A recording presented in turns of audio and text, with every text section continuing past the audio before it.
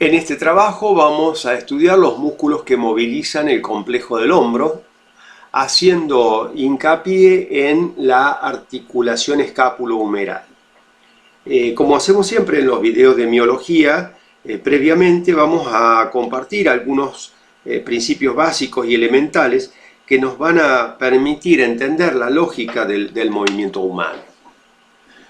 En primer lugar, recordemos que para que una articulación se mueva, es necesario que un músculo pase sobre ella.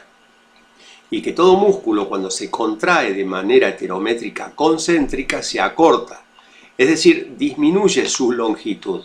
Y al hacerlo, va a acercar, va a aproximar los puntos de origen y de inserción. Ningún músculo es antagonista de sí mismo. Este principio, por más obvio que parezca, es necesario reforzar esta noción para los estudiantes que recién comienzan con el estudio de la anatomía funcional. Y con esto queremos expresar que si un músculo flexiona, produce la flexión de una articulación, el mismo músculo no la va a extender, debido a que ningún músculo aleja los puntos de origen e inserción. Como ya fue dicho, al contraerse se acorta y al acortarse va a aproximar esos puntos de origen e inserción, aproximando obviamente a ambos segmentos óseos que ese músculo está vinculando. Tomamos como ejemplo una flexión, en donde el movimiento de extensión, el movimiento opuesto, estará a cargo de otro músculo con función antagónica al que realizó la flexión. Otro aspecto que hay que considerar cuando se realizan análisis de las acciones musculares o análisis del movimiento es pensar o tener en cuenta si esa acción muscular está venciendo a la carga, la carga que moviliza, como en el caso de las contracciones heterométricas concéntricas, o si ese movimiento está determinado por la fuerza de la gravedad, como en el caso de las contracciones heterométricas excéntricas, en las cuales la acción muscular es superada por la fuerza de la gravedad, o sea, por la carga.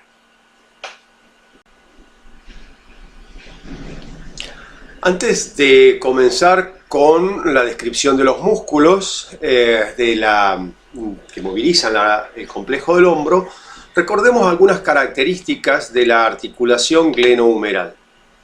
Esta articulación pertenece al grupo de las diartrosis, es decir, aquellas articulaciones que permiten amplios movimientos. Y dentro de ellas se encuentra dentro del tipo de las enartrosis, definidas como aquellas articulaciones cuyas superficies articulares, tanto la cóncava como la convexa, tienen forma de sección de esfera y permiten movimientos en los tres ejes del espacio.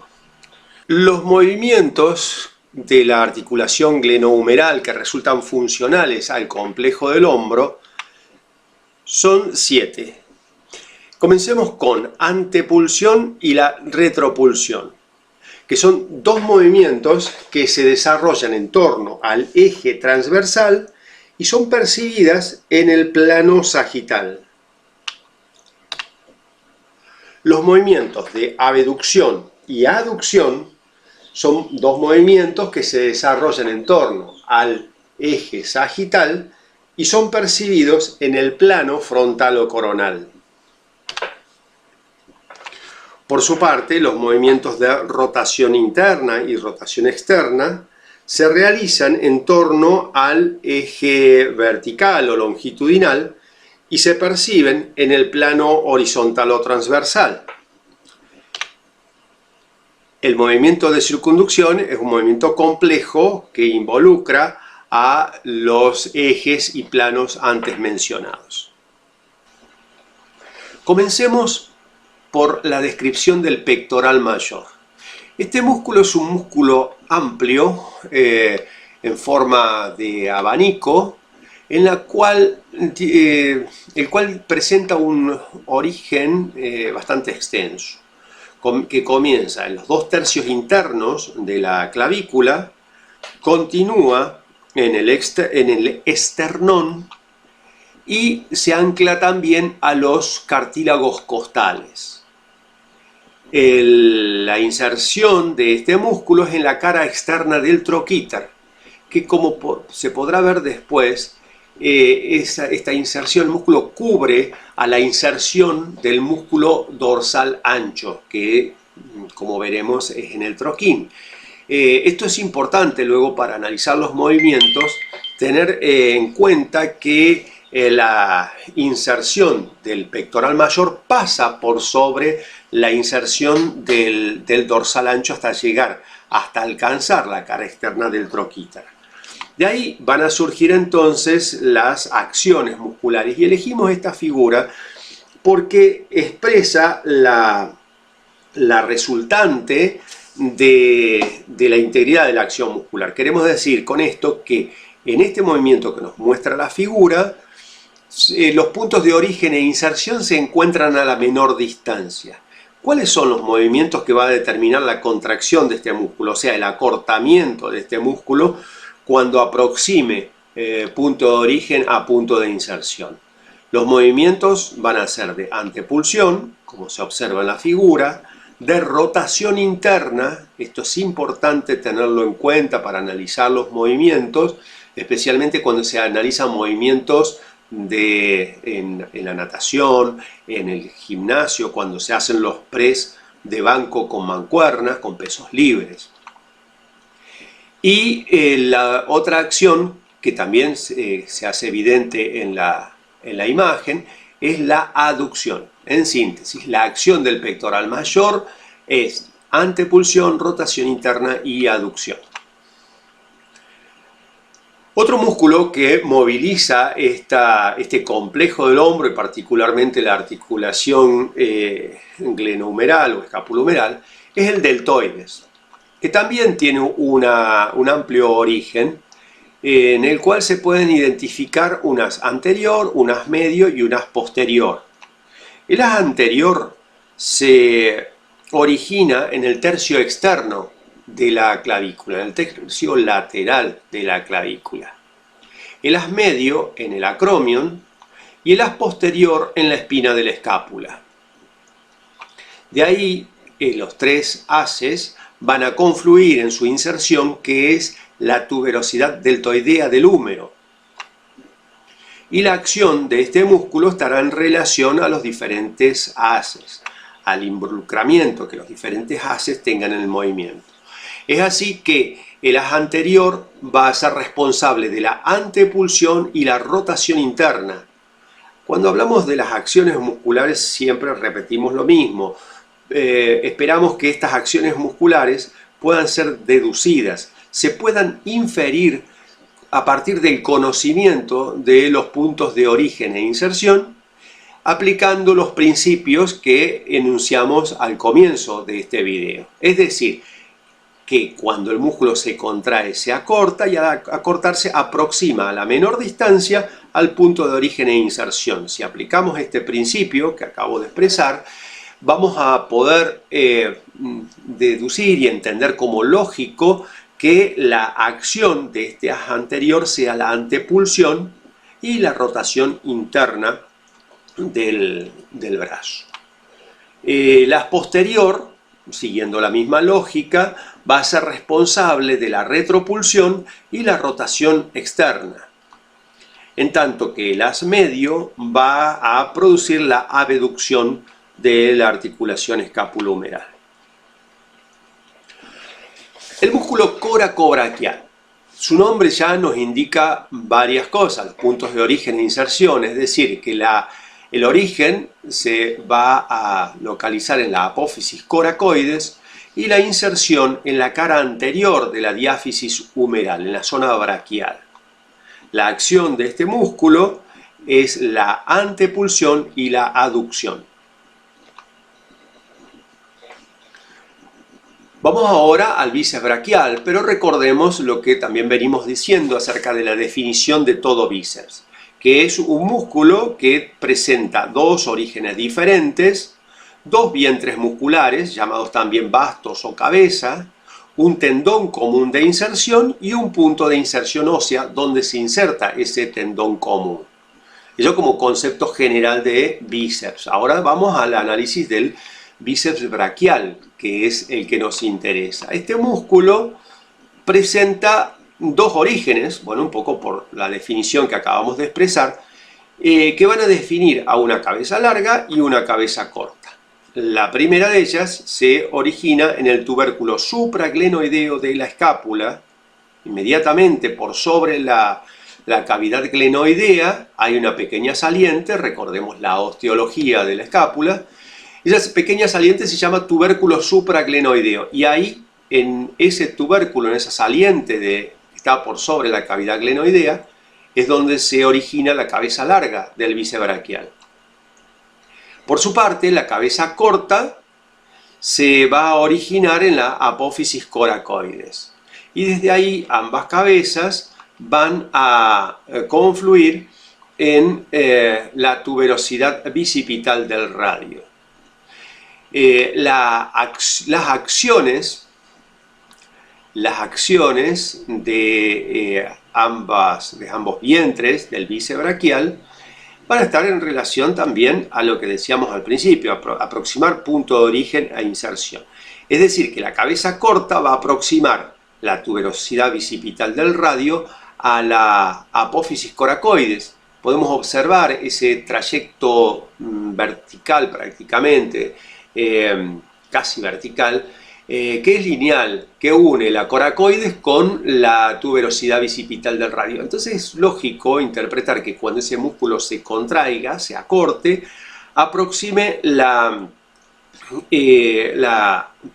tuberosidad bicipital del radio a la apófisis coracoides, generando en la articulación escápulo-humeral, en el hombro, la antepulsión. La cabeza corta, ¿sí? Va a producir la antepulsión del hombro. En tanto que la cabeza larga va a producir la abducción. Y aquí detengámonos a considerar lo siguiente. La cabeza larga que se origina en el tubérculo supraglenoideo de la escápula, antes de dirigirse hacia la inserción en la tuberosidad bicipital del radio, podemos, lo estoy marcando con el cursor, podemos notar que esa cabeza larga, ¿por qué es larga? Porque obviamente tiene un recorrido mayor y desde el tubérculo supraglenoideo de la escápula rodea a la cabeza del húmero y va a pasar por ese canal llamado corredera bicipital en la epífisis superior del húmero, que está delimitado por el troquín y el troquíter. Repito, el canal que se encuentra entre el troquín y el troquíter es la corredera bicipital y por ahí pasa esa cabeza larga. De ahí es que ese recorrido sea mayor, porque tiene que realizar todo ese rodeo guiado, encauzado por la corredera bicipital para luego sí dirigirse hacia abajo en búsqueda de su inserción. Entonces, considerando la acción de esta cabeza larga, cuando este músculo se contraiga, va a traccionar lateralmente del miembro superior para generar, como habíamos dicho, la abducción. Nos interesa, insistimos mucho con esto, que las acciones musculares sean deducidas, sean razonadas, se infieran a partir de conocimiento de los puntos de origen, puntos de inserción y los recorridos musculares como en este caso. El dorsal ancho es un músculo que tiene también una muy amplia inserción. Ahí nos mostró la animación cómo se origina en las apófisis espinosas de la vértebra torácica 7 a la lumbar 5. Todo ese largo trayecto es cubierto por el origen del dorsal ancho. Y llegando también hasta la cresta sacra. Ese es el origen. También involucra, como nos muestra la animación, la cresta ilíaca y, observemos la animación, la cara externa de las 4 costillas inferiores. Ese amplio origen es el del dorsal ancho, que va a confluir en un punto que ya habíamos anticipado, que es el troquín. Obsérvese cómo desde la parte posterior del tronco y de la zona de la cadera va a confluir pasando por debajo de la axila hasta la parte anterior del húmero, que es el troquín. La acción de este músculo, y volvemos a las imágenes didácticas que resumen e integran la resultante global de la acción muscular, las acciones van a ser la retropulsión del hombro, la aducción va a llevar el segmento hacia la línea media, aducción, y la rotación interna del miembro superior.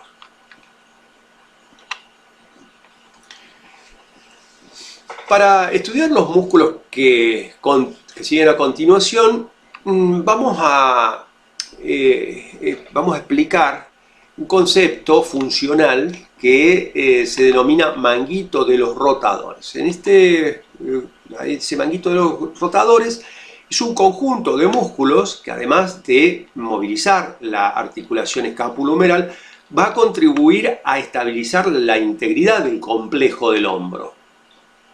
Y a este grupo corresponden el supraespinoso, el infraespinoso, con las características que están observando en la imagen, el redondo menor y el subescapular. Comencemos por el supraespinoso. Es un músculo pequeño que, como su nombre lo indica, se origina en la fosa supraespinosa. Ese origen es lo que le da el nombre al músculo. La inserción va a ser en la parte superior del troquíter. Y la acción de este músculo es la abducción en los primeros 30 grados de la abducción, desde la posición anatómica hasta los 30 grados de abducción, como una forma de facilitar la posterior acción del músculo deltoides, del vientre lateral del deltoides, en la abducción. El músculo infraespinoso, que es otro de los integrantes del grupo del manguito de los rotadores, también se va a originar en la fosa que le da el nombre, la fosa infraespinosa. Y de ahí se dirige hacia la cara posterior del troquíter. La acción de este músculo va a ser la de la rotación externa del húmero. El redondo menor, el tercer músculo de este grupo del manguito de los rotadores, se origina en el borde axilar de la fosa infraespinosa. Y desde ahí se dirige hacia la cara posterior del troquíter. El movimiento resultante de la aproximación de estos puntos de origen e inserción va a ser la rotación externa del húmero también. Finalmente, en cuanto a este grupo, el músculo subescapular también se va a originar en la fosa que le da nombre al músculo, en la fosa subescapular. Tengamos en cuenta que esta imagen es una imagen desde adelante, es una vista anterior en la cual ha sido retirada la parrilla costal. Estamos viendo desde adelante al húmero, estamos viendo desde adelante la escápula, y lo que no estamos viendo aquí, porque ha sido retirado con sentido didáctico, es el tronco, ¿sí? Costillas, esternón. Eso es lo que ha sido retirado para poder mostrar el origen e inserción de este músculo. Entonces, el origen del músculo subescapular es la fosa subescapular, en tanto que la inserción es la cara anterior del troquín. La acción de este músculo es la rotación interna. Cuando el músculo se contrae, se acorta y aproxima la cara anterior del troquín a la fosa subescapular, generando el movimiento de rotación interna. El redondo mayor es un músculo que se origina en la mitad inferior del borde axilar de la escápula y cruza hacia adelante. Esto, a ver, ubiquémonos en la imagen. Esto es una vista posterior. Tenemos la columna vertebral, las costillas y la cara posterior de la escápula. Y aquí el húmero. Y la perspectiva de aquí del dibujo quiere mostrar que la inserción es en la parte anterior del húmero, en la cara anterior del troquín.